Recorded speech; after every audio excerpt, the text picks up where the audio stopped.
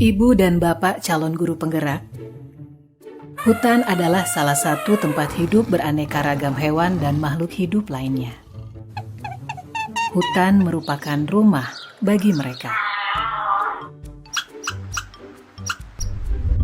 Pada suatu hari, Raja Hutan berpidato di hadapan semua hewan di hutan dan mengatakan, "Untuk menghadapi tantangan dunia baru, maka aku akan mendirikan sebuah sekolah. Semua anak-anak hewan yang ada di hutan diwajibkan untuk bersekolah." Tanggapan masyarakat hutan setelah mendengar perintah sang Raja Hutan tentang kewajiban anak-anak harus bersekolah sangatlah beragam. Jadi terdengar keriuhannya. Mereka mendiskusikan kurikulum yang harus diajarkan di sekolah hewan tersebut.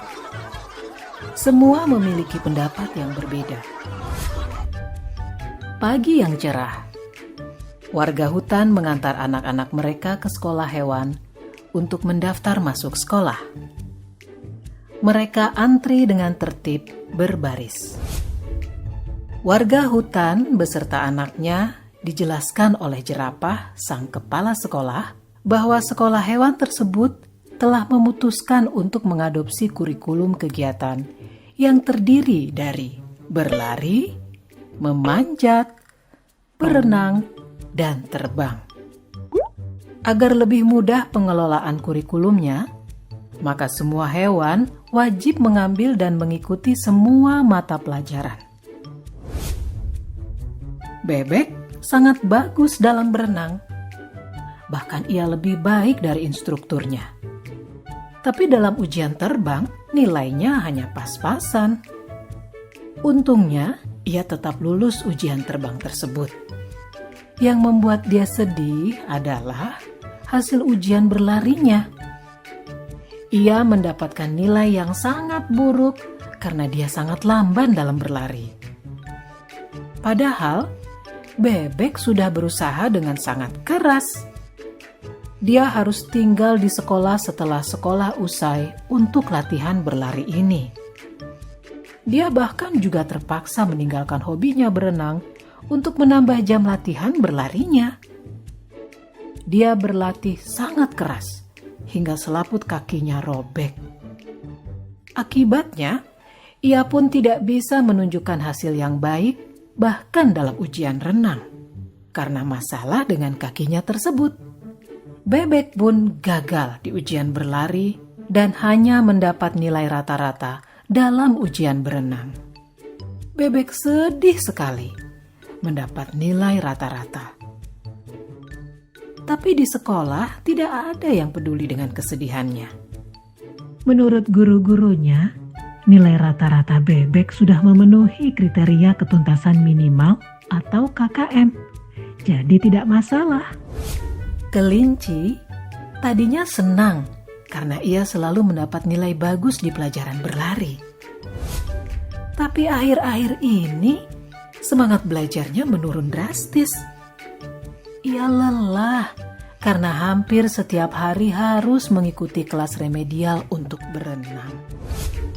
Sementara itu, tupai adalah hewan yang sangat baik dalam memanjat pohon. Tapi saat pelajaran terbang, ia mengalami frustasi. Di kelas terbang, gurunya meminta ia terbang dari bawah ke atas, dan bukan dari atas pucuk pohon ke bawah. Karena diforsir, ia kelelahan. Tupai pun mengalami kram. Akhirnya, tupai mendapat nilai C dalam memanjat dan nilai D dalam berlari. Elang di kelas dikategorikan sebagai anak bermasalah dalam disiplin, sehingga sering sekali dihukum. Di kelas memanjat, ia selalu mengalahkan semua hewan yang lain dan sampai ke pucuk pohon terlebih dahulu. Tetapi, ia bersikeras untuk naik ke atas pohon dengan menggunakan caranya sendiri. Menurut elang, yang penting adalah tujuan akhirnya. ia akhirnya juga tidak lulus.